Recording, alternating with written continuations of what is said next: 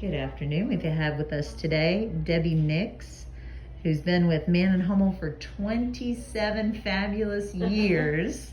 That is pretty awesome, Debbie. Thank you so much for your service. Debbie was diagnosed with breast cancer back in 2001 and then again in 2015. Is that correct? That's correct. What can you tell us, Debbie, about your initial diagnosis back in 2001? I found my lump doing a self-exam. I was 32 years old. And if I had not been doing self-exams, I would have been deathly ill before I ever even knew anything was wrong. I mean, I was 8 years away from a 40-year-old baseline mammogram. Yes. So that really speaks for the importance of those monthly self-exams. Yes. And I've told lots of people, you're not feeling for cancer, you're not feeling for a lump, you're just feeling for something different. Get to know your body so that you will know when there's something different there. Because I knew, I felt that, I had no clue what it was, but I knew it was something different. Mm-hmm. Something was out of the ordinary for you. Yeah.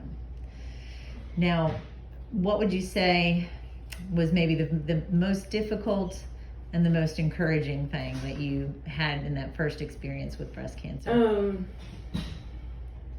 The most encouraging both times was the support I had from family and friends.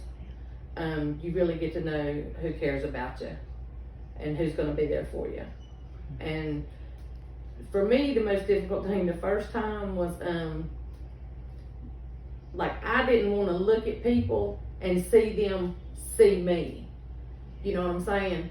I mean, because I felt pretty good for the most part. I didn't feel bad till after I started chemo.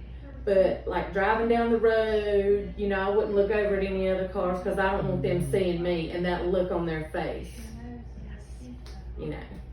Yeah. You wanted to be strong in their eyes. Yeah. Yes. Well, I just didn't want, not that I care really what they think, but I didn't want any kind of negativity, only positivity. I didn't want to let any of that in.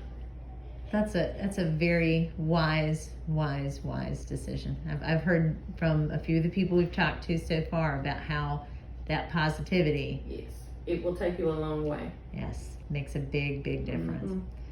Can you tell us a little bit about your reoccurrence in 2015? You could have knocked me over with a feather because it had been so many years since my initial diagnosis. And I was tested for the BRCA1 and 2 mutations, and I was negative for both. So I really believed I was a fluke. And I didn't have a mastectomy. I only had a lumpectomy my first time.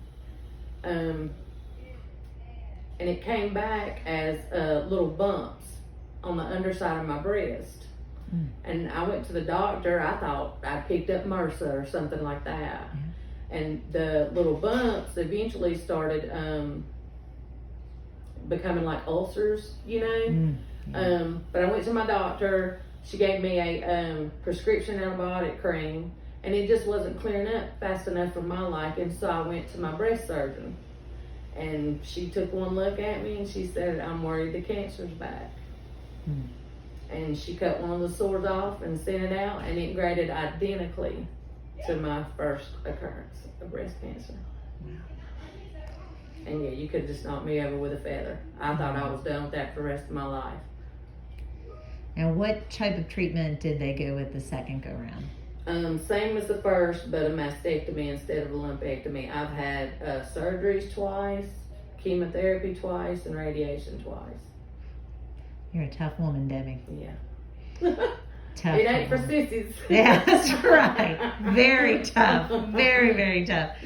So what advice would you give for both people going through breast cancer and family members who are supporting those people?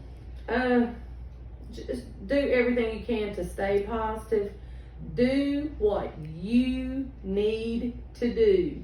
You cannot, your focus has to be on yourself and taking care of yourself, because you cannot take care of anything else, anyone else. You just can't. I mean, I don't care who you are or how sick you've been. Until you've had chemotherapy, you don't know what sick is about. I mean, it's like nothing else. And I've had the flu, I've had pneumonia and bronchitis, and nothing feels that bad. Nothing. In my personal experience, nothing does. You have to rest. When you feel like you need to rest, you do need to rest. That's true. That's very true. Your body is talking to you. Yes, It's telling you yes. something. Yeah. And that's true. Your job becomes taking care of you. Yes, that has to be number one. Yes. Debbie, I love you. I love thank you. Kathleen. Thank you. I really appreciate you coming out and doing this, Yes, and ma'am. know that the words that you're speaking today will help others. So I hope so. I appreciate it. Love to you and thank you. Thank you.